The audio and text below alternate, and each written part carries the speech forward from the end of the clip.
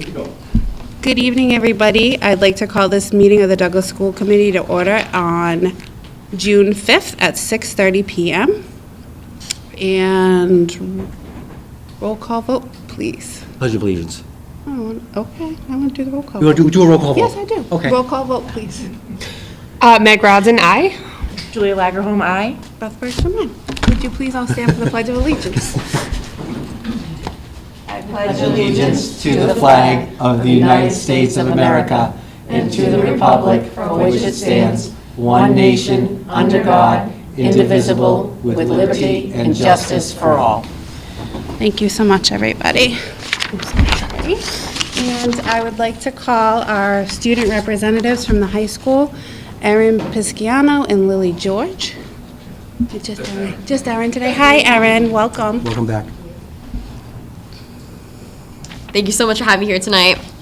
So to give a recap on academics, we've been quite busy.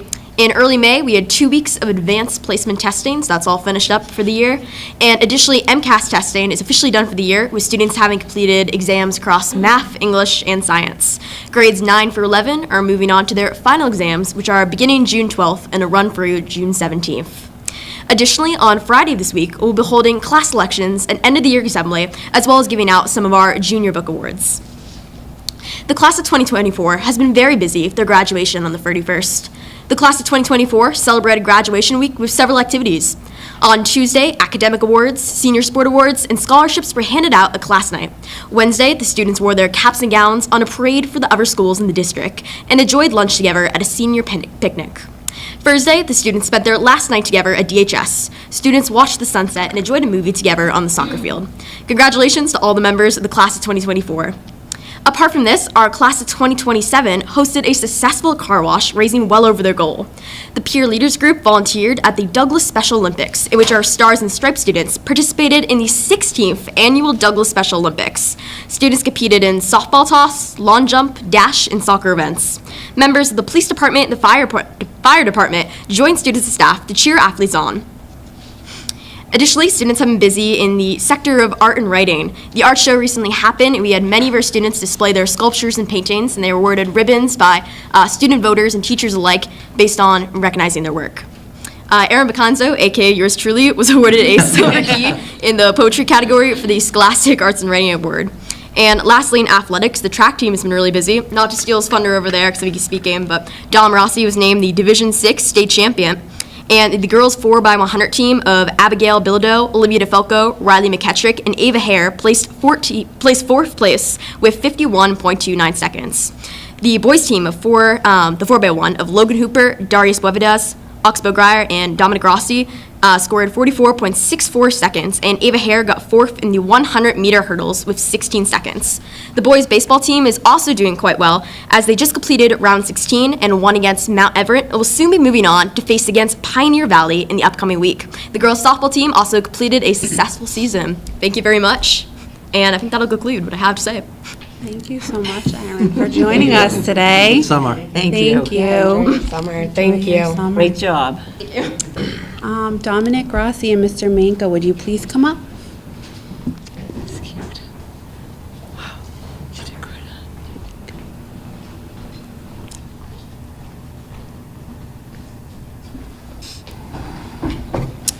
Good evening. So I'm here with Dom. Dom is our Division VI state champion in the pentathlon. So for all of you that don't know what the pentathlon is, the pentathlon is 5 events. It is the 110 hurdles, the shot put, the long jump, the high jump, and the 1500 meter. So it is a wide breadth of different events.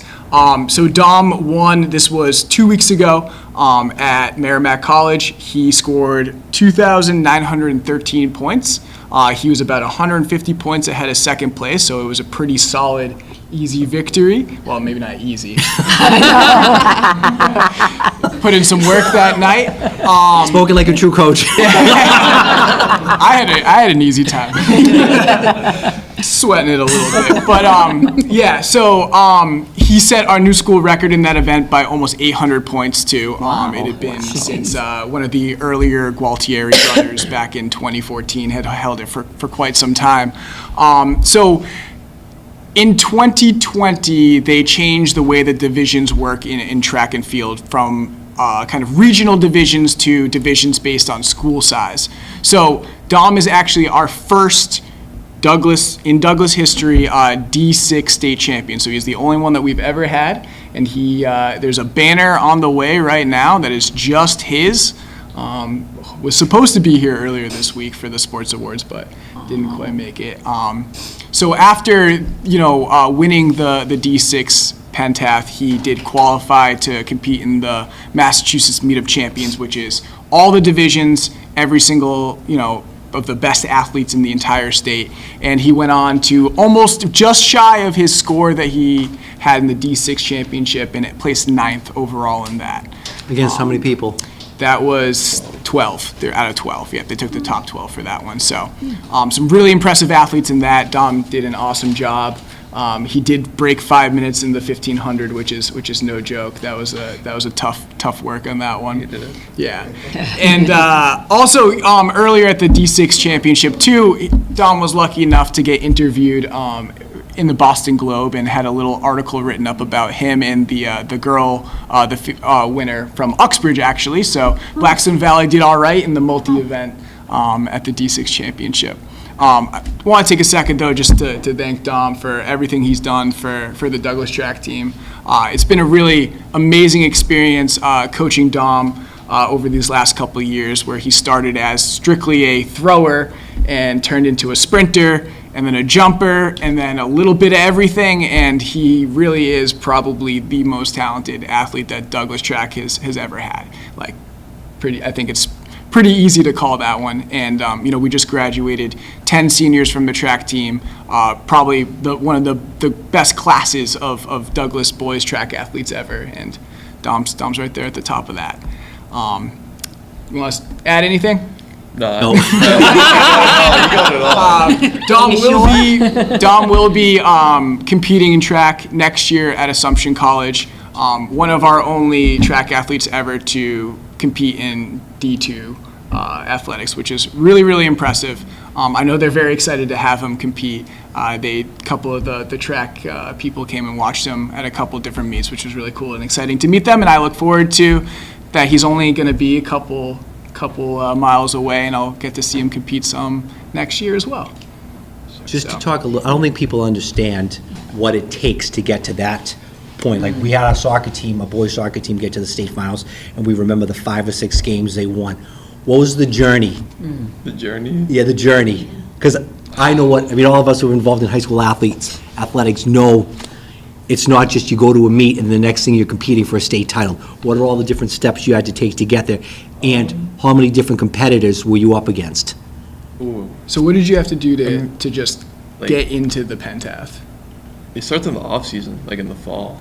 Wow. Because that's when you're able to go heavy on like reps and everything like that. I would say I was more focused on the throwing back in the off season. And then as you got more into the season, it's more speed work. That's all him. Yeah. I have no idea what I'm doing when it's sprinting, so I sleep at the him. So it's all sprinting, hurdles, and then this one guy from Uxbridge, Cameron Queso. Queso. I hated competing against him because he always got me by a second or half a second. So I kind of pushed me throughout indoor season to get faster. Also had friendly competition with Darius Collin, Logan, all those guys. Just really helped me push myself. And how many kids were you up against at the DVC championship? So at the state championship? Go either Yeah. or, yeah. So at the state championship, there was about 16? Something like that, Yeah, yeah. 16. From all over Massachusetts. Yeah.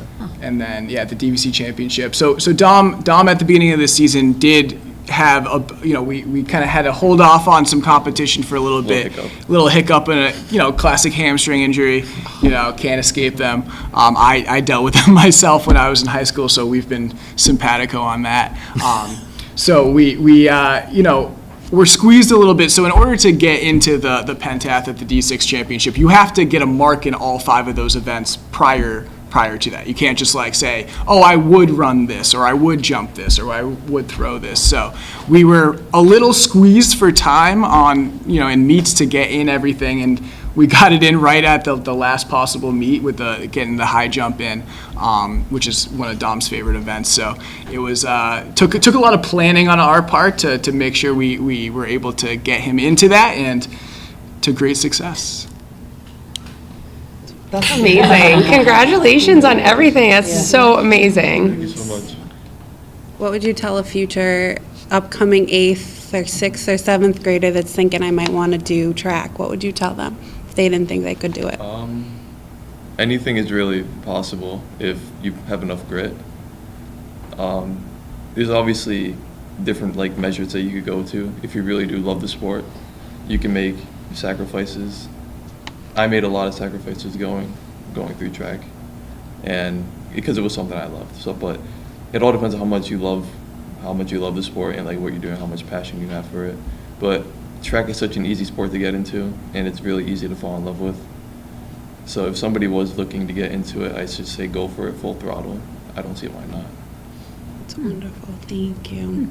Thank you. And thank you, Mr. Maka, too, because course. we can't have great athletes without great coaches. It's been a pleasure, and I look forward to the future of Douglas Boys Track. I've been at track meets all week this week. So just came from Shepherd Hill, where we had another athlete set another school record today. So shout out to Gavin Delgado in the discus. And we're waiting on final results on whether or not maybe one of them broke the school record in the weight pentathlon, which was run today. So it's been successful. Dom is actually a part, speaking of school records, he is a part of 9 total school records. Wow. 5 indoor, the 400, the 4x2, the 4x4, the sprint SMR, and the hurdle shuttle. So 1 individual event and 4 relays. And then in outdoor, he's the pentath record holder, and then a member, as Aaron mentioned before, the 4x1 school record holder, 4x2, and the 4x4. So it's been a very successful couple of years, and Dom's been a massive part of that. And again, huge part in terms of, when I have an athlete like Dom, like Colin Squire, like Gavin Delgado, like Darius Boividis, and I've had them for a number of years, it really gave me an energy and motivation and a jolt to up my game, right? To work as hard as they were to help them achieve the success that I knew that they could. And it really has been a transformative experience for me having this caliber of athlete on my team, because it was like, oh, I gotta get ahead of this. It's easy to fall back into just the traditions of coaching, and there's been a ton of advancement in track, training, and I dove headfirst into that, really at the beginning of last outdoor season, and it's been a lot of fun experimenting and figuring out what works, and it's been quite the ride. So. Thank you so much. That's so great. Thank you guys for coming in and sharing that with us. that was great. That's so amazing. Thank you for representing Douglas so well. No problem. Anytime. Be blue forever. Come on. Assumption is blue, yeah. Assumption is blue. Tiger forever. There we go. And you'll be back, right, next year when the seniors come back and they come back and tell what they've done, you'll be back to tell the kids. Oh, absolutely. Absolutely be back. Pick them up myself. Yeah. Well, thank you for having us. We really appreciate this opportunity to speak and to make sure Dom gets the recognition. And when the banner's up, go check it out in the gym. It's gonna look good up there. Absolutely. Congratulations. Thank you. Congratulations.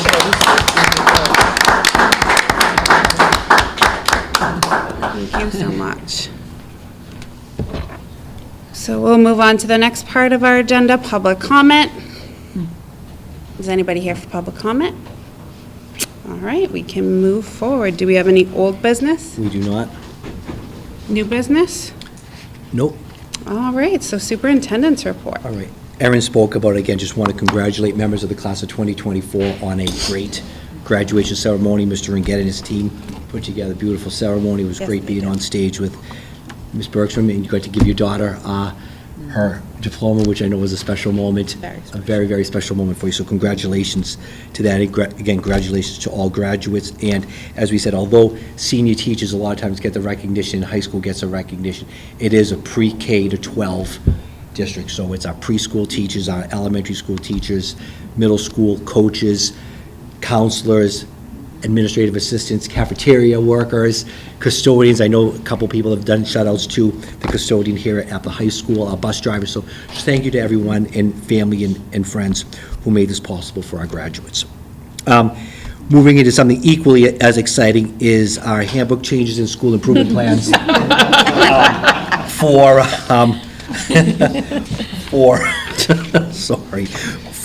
next year. So in order to keep people on their toes, we're going to go a little bit out of order. Yeah, Ms. Sosa was ready to start, so I'm going to keep you on your toes. I did tell her I was going to do it, but I decided to change.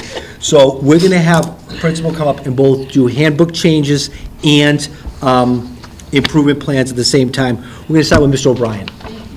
Let's go, Mr. O'Brien.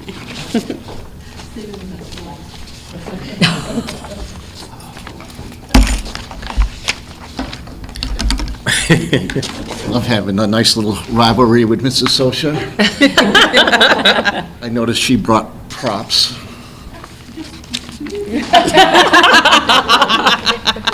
This is all day, people. We can start with the handbook changes. There's only 3. You see the current language, the proposed changes, and the rationale behind it. Throughout this handbook, there was like 5 different pages where parents needed to sign off. Well, let's just put all that at the end, 1 page, collect it, make it easy for the parents to do that. So that was 1. We'd also like to add some language about artificial intelligence and the implications of that at school. I worked with Rob to wordsmith this, Principal Ringett, to using inappropriate and unauthorized use of technology such as ChatGPT, etc., submitted as the student's own original work. There will be times where the teachers will use this as a class project, but if you're handing in a paper that was written by artificial intelligence, it's very, very tempting at times. So I'd like to add that. And with the change of the school law of November 2022, it really limits our ability to suspend students out of school. It's a step-by-step procedure. So depending on the infraction or number of infractions, I like to have an after-school detention of 45 minutes and then 90 minutes. I don't want the kids out of school. I want them in school, and that's a good time for them to make up their work. It's probably be easier for the parents to get here a little bit later to pick them up as well. But we do, before we get to the suspension, there's a warning, there's a call home, there is a lunch detention. So we have a step-by-step procedure. As you will see in the improvement plan, our out-of-school suspension rate fell by 61% this year. And that's with restorative justice practices that we put in. And it's just, we want the kids in school. We don't want them at home. So those are the 3 changes I'm requesting to make the handbook. Need a motion? Oh, questions, then a motion. Do you have any questions? I'm just curious how teachers are noticing the AI. Like, what are the tools that teachers have in order to pick up that a student has used AI, and how do they prove It this? came about with a couple of papers. Okay. There's also technology where they can take a picture with their phone of a math equation, and it will solve it. I could have used that in my math class. So they're just seeing it trickling in now, but I would like them to use this as an effective teaching tool. I Yeah. taught one teacher's daughter was in college, and they had to come up with some marketing program, and the first thing the professor asked her to do, or the whole class, was to put the project into ChatGPT first and see what they say. You can kind of tell with the language on ChatGPT, but it's just going to get trickier and trickier to figure it out. There's a ChatGPT detector where you can cut and paste, where you can cut and paste a passage, a paragraph, put it in there, and it'll tell you the degree of probability that it was written by ChatGPT. Also, teachers, everyone has their own style of writing. And come November, December, January, teachers know a pattern of writing for students. And if you have a student, let's say a 6th grader, whose longest sentence might only be 6 words long, and the next thing you know, they're submitting a paper with semicolons and colons and vocabulary that hasn't been used yet. You know pretty quickly that it wasn't written by the student. And I don't want to see the students get in a habit of doing this, moving on to high school or to college, and see really negative consequences. For sure, okay. Yes, if I may. Yeah, absolutely. So as far as the after-school detention I see for 45 minutes and 90 minutes, who does the student stay with? Is it the They- teacher or they- admin? Yeah, admin, they'll stay in the main office. Okay. And we usually have them get your Chromebook, get your homework, and stay busy. Okay, terrific, thank you. If we don't have. Pretty good? Good? Yep. Awesome. Wonderful. So I'll be looking for a motion. I move to approve the proposed handbook changes for the 24-25 school year at the Douglas Middle School. And I second that motion. All those in favor? Aye. Anyone opposed? Abstained. Thank you very much. Next on our school improvement plan, it says draft on it because we're still finishing the NWEA test. The eighth graders this year had 4 different MCAS tests they had to complete. They piloted civics this year. I wanted to make sure the students had a chance, and the staff, to see how that worked before it goes into effect next year. But that's a lot of standardized testing. So we wanted to give them a break before we do this. You can imagine at this time of year, trying to get a student to do a 3-hour-long test. I hope, it's especially it's the eighth graders, they're trying to keep their attention on this thing. I want to go to the baseball field tomorrow. yeah. That's what their It attention will is. be a challenge. Next year, we will be moving to the STAR data that the primary and elementary school uses. It's a much shorter test. And we'll get that data anyways. Along with that, the teachers have their quizzes, their tests, their formative assessments. So many different data points that they can deal with. So if you can skip and go to the 4th page. So our goal is to have 100% of our students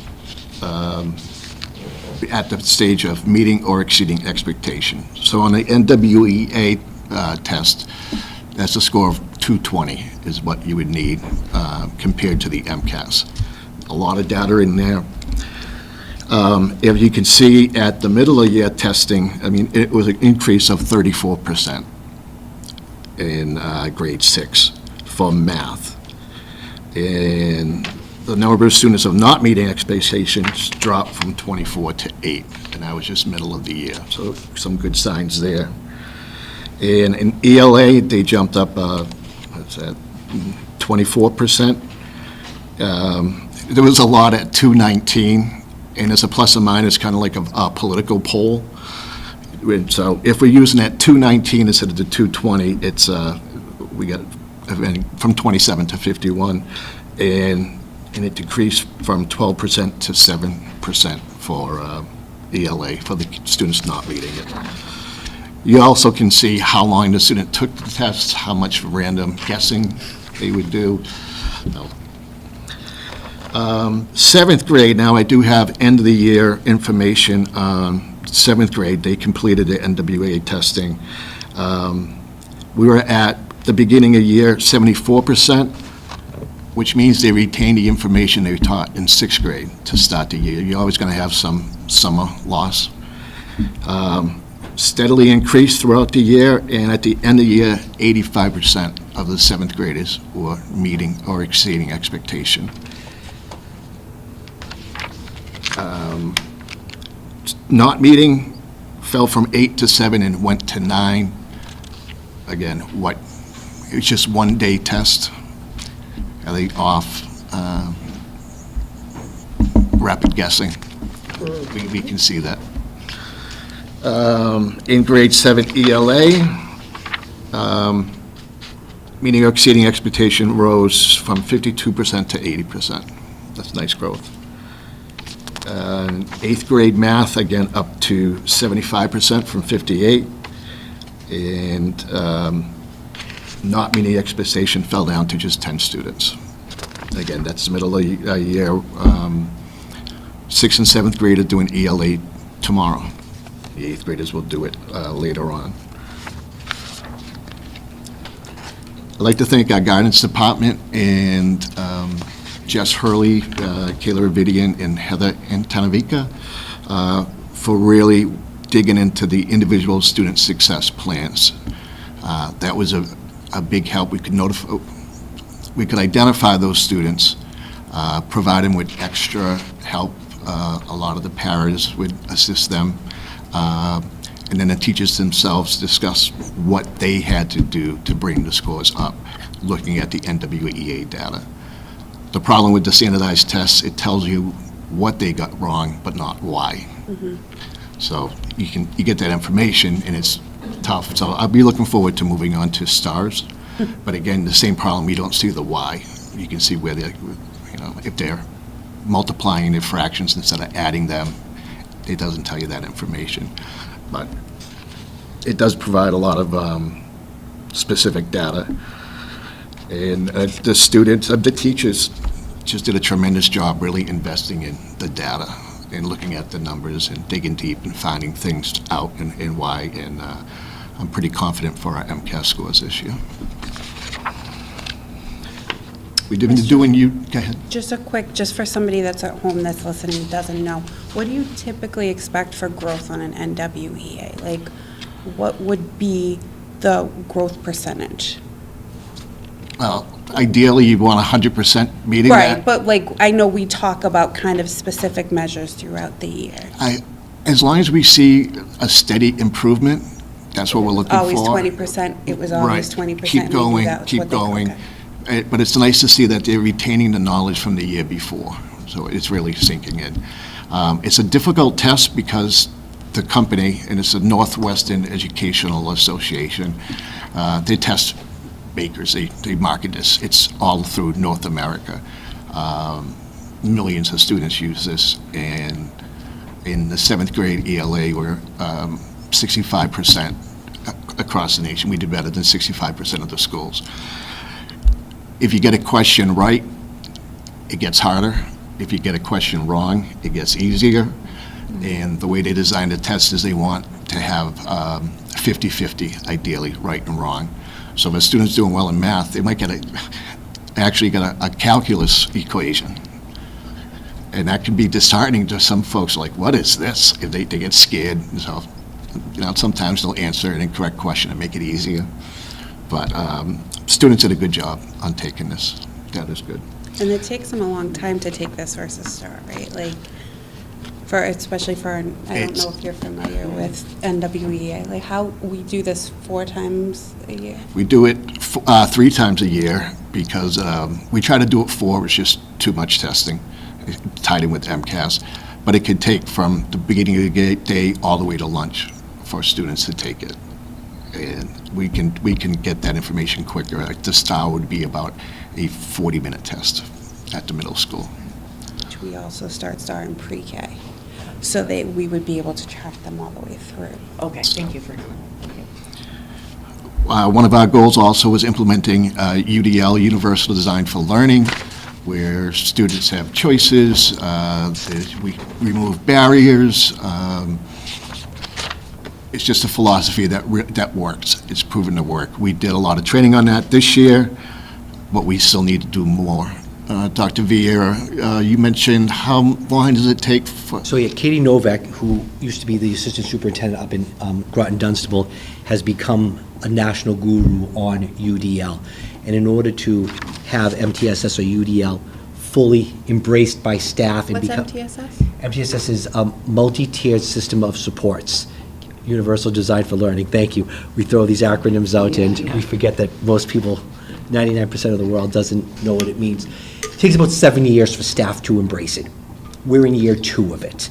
And people are starting to know that we're using that vernacular. There's a lot of talk around, removing barriers, giving kids access, finding different ways for teachers to engage kids in academics. One of our things for summer retreat this year is to do a lot of work around UDL in preparation for last year. We'll talk about it in our retreat later on this year, but it's just a philosophy of what we can do to support kids. And we all know if we can remove barriers for kids to learn, it makes it easier for kids to access the curriculum. There's a study done in philosophy out of the University of South Florida called ICEL, I-C-E-L, and I stands for instruction, C for curriculum, E for environment, and L for learner.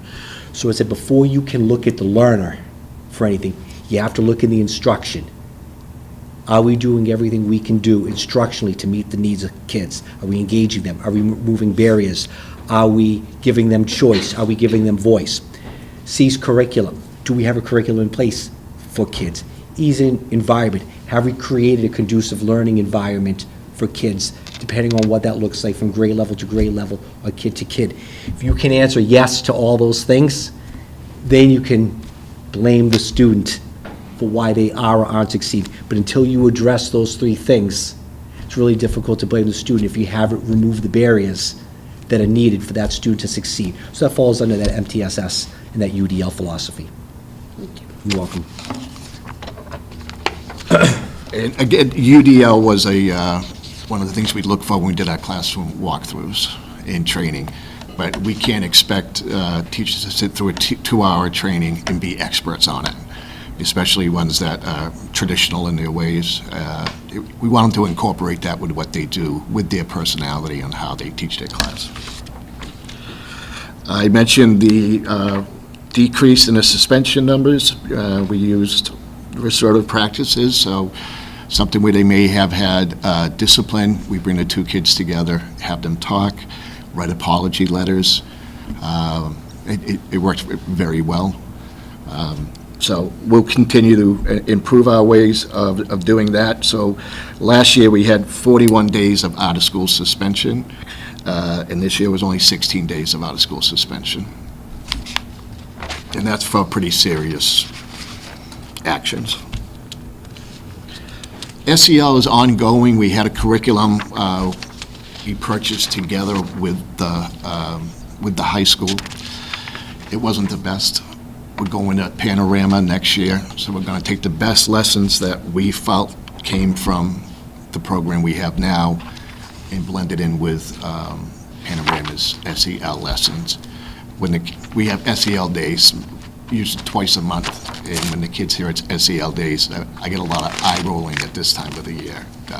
So we got to change that up too.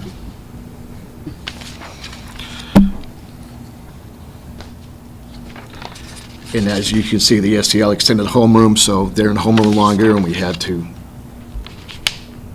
change the schedule for that, which it's difficult for both the teachers and the students, along with changing the schedule for all those MCAS tests.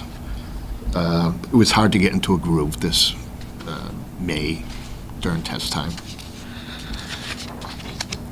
And there you see the SEL section. I'd like to thank Mrs. Vidian for putting this together. It was one of her SMART goals, and for the teachers for implementing it.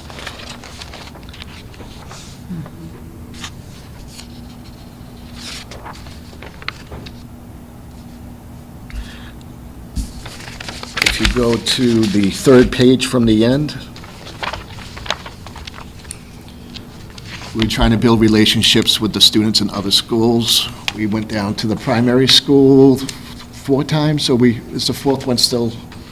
It's tough with the schedules to match up. Was it June 14th?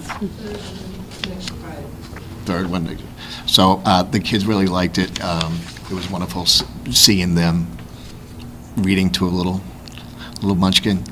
And the 8th grade teachers on their own got together with the elementary school, and they went down 4 times to work on lessons, STEM projects, things like that. And it's just so cute to see a student that may be a little edge really embrace teaching a younger student. So we're going to expand on that. And we also added an additional enrichment course, and I believe we're up to 31 students, that for their enrichment, they go and they're assigned to a student at the elementary school. The one that Ms. Sullivan brought and talked to us Yes, about. and it's been tremendously successful. And I was nervous at first how this is going to work out, but Mrs. Sullivan did a tremendous job putting this together, and that's only going to grow. And I think it will help the district all around.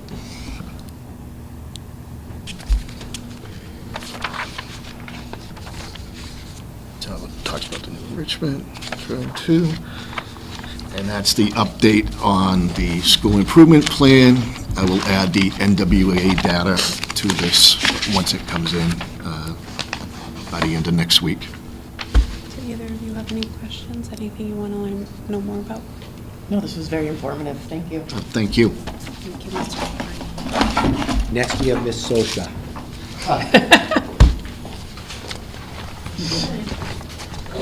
And as Ms. Sosha's coming up, principals are presenting the handbook changes specific to their schools.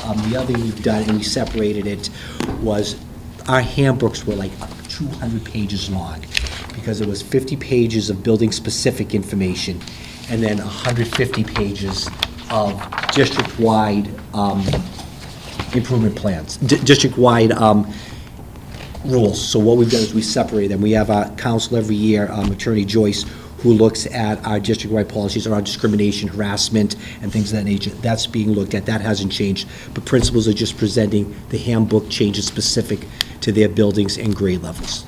So with that introduction, Okay. I don't know if you have props for handbook changes, but, I'm good. okay. So we've seen an increase in the absenteeism, even at the primary. And I know with the little ones, there had been a lot of strep throat, and when they're out, it seems like it's five days in a row, but extreme amounts of absenteeism. So we added just some verbiage, a did you know section, that missing 10% of school can make it harder to, just to hopefully parents will read that, what you can do if the kids are struggling coming into school. Some of them have, issues just coming every day.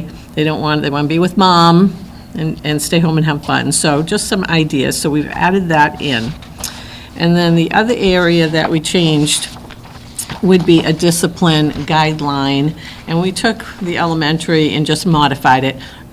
Most of what's here was there in verbiage under just, our expectations for student behavior that teachers would deal with first, that you talk to the student, call the parent, send a note home.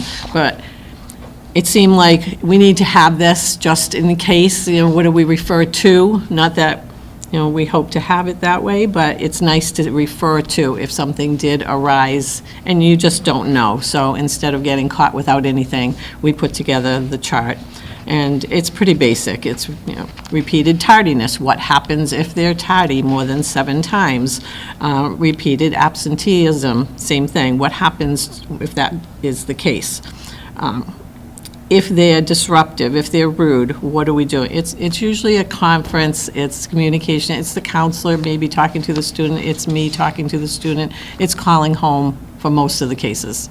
I mean, it would be extreme cases that there would be anything further than that. But we felt like we needed something in there just to cover us. And that would be it for a handbook.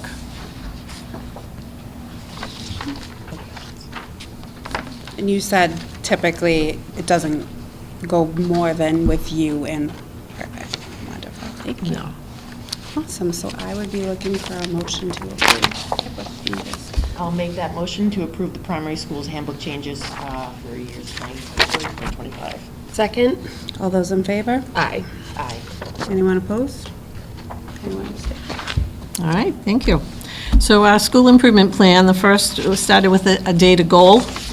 So, of course, I went out on the limb like I usually do and said 100% of my students are all going to, score in the at or above range on the STAR literacy and math.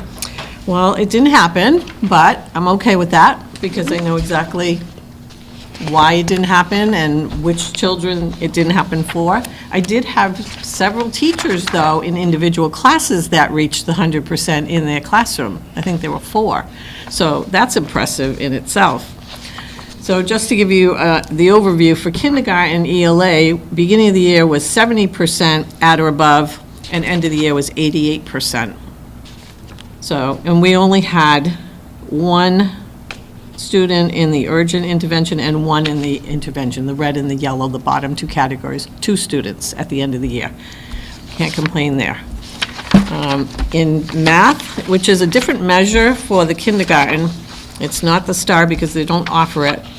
It's a little different look to it, but we had 95% at the end of the year at grade level, and nobody in the bottom category. So, and I think that says a lot about our ST Math, because all the teachers are saying, by the time they get to some topic or a skill, the kids have already seen it on ST Math. They've explored it, they've experimented with it, and it's just a lot easier.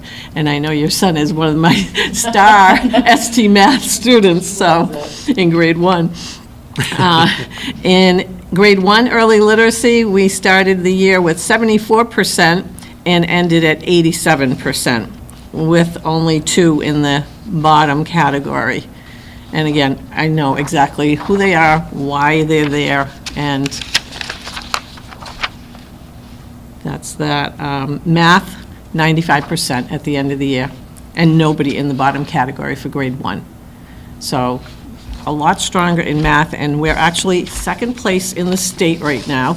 We still have time to make it to the first. Very competitive. So as far as ST Math goes, last year we were first in the state as far as puzzle completion and achievement and things like that. So when I met with the rep, I said, "Where are we?" She said, "You're second." And I said, "Oh my God." I said, "Second, we've got to get up there." I said, "There's still time." So, so the next goal was the UDL goal. It was the Universal Design for Learning.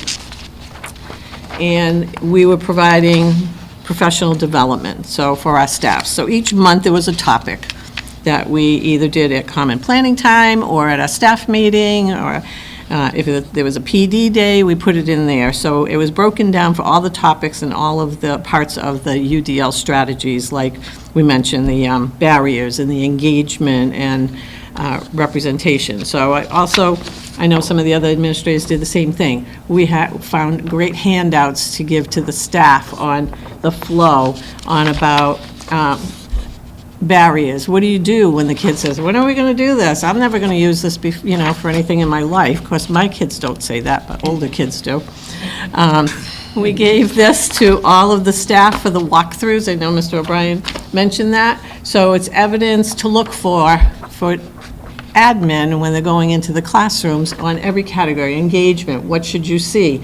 Representation, what should you see? So we gave this to the staff so that when I did the walkthrough, I referenced this and they knew that I was going to be looking for these things. So that was very helpful. So that's how we provided the professional development. And then at the end, I did a survey of the staff and just said, what have you learned and what have you tried? Because that's part of it too, just trying new strategies.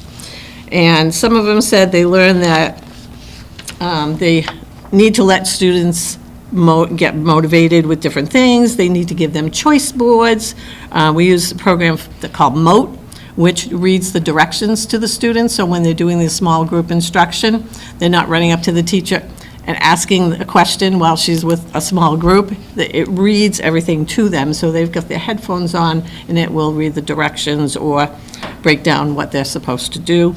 Differentiated small groups, for sure. Using sentence starters for the kids when they're doing writing, using the graphic organizers, they call that the pillar. So a lot of the things that they mentioned, were things that they tried, exit tickets, and first grade said a lot of differentiation, providing resources for the students to reference.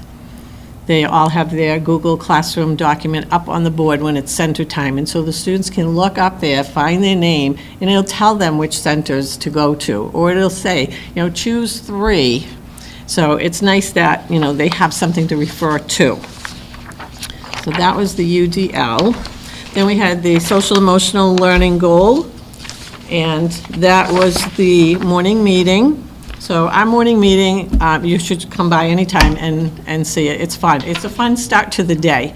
They stand all the way around the classroom, every room that you walk by, and they're either singing or they're doing a greeting to each other. Oh, greet like an alligator, and they're all saying good morning, and it's just a fun thing for them to do. What other greetings are there in Socia? So it's fun, and we've done the morning meeting, but we kind of spruced it up a little bit. So what we wanted to do is these scenario cards, and during the year, we found them that we were kind of making up our own scenarios and adding it to the morning meeting. So we found the cards, so we've ordered them for every teacher. So it says, your classmate seems mad at you, but you don't know why. How does this make you feel? You want to play tag at recess, but no one else wants to play. What are some different ways you could handle the situation? So these are all things that I know our counselor goes in and does social emotional sessions in classes with every class, every week, and has a topic or a theme. We have a theme for the whole school every single month, too. So, and I put that in my blog so that everyone knows that they get a book if they are chosen for the raffle ticket. So all of that ties into the SEL. And they love to get the book out of the book machine, so that's a plus. And then we had our school-to-school connection, which you've heard about. It was the kindergarten, this time with 6th grade. We've already had 1st grade and 5th for a few years now. And so I thought, well, it'd be nice to have kindergarten. So 6th graders have come to us. We haven't ventured over there because it would probably take us 3 years to walk down the hill and not lose anyone. So the first time they came over and they just spread out and they read a story to the kids. So they loved that. Second time, we did a STEM activity, a challenge. So, and they were all like so engrossed in it. Oh my God, they were so excited to build. Even the 6th graders were excited that they were doing a hands-on activity. And we have one more. It's been a little tough scheduling because of their hours, our hours. It's a little tough to get it all through. We were hoping to do more than 3, but we're going to have them play math games with the kids. So that's our next Friday. So that is my school improvement plan. Any questions? Well, I guess I do. So what does it take for you guys to get first place in STMAT? I really don't know. I mean, I think they go by percentage of the kids. Like, our school hit 100% in March, but that's the average. So then you go look at individuals. So we have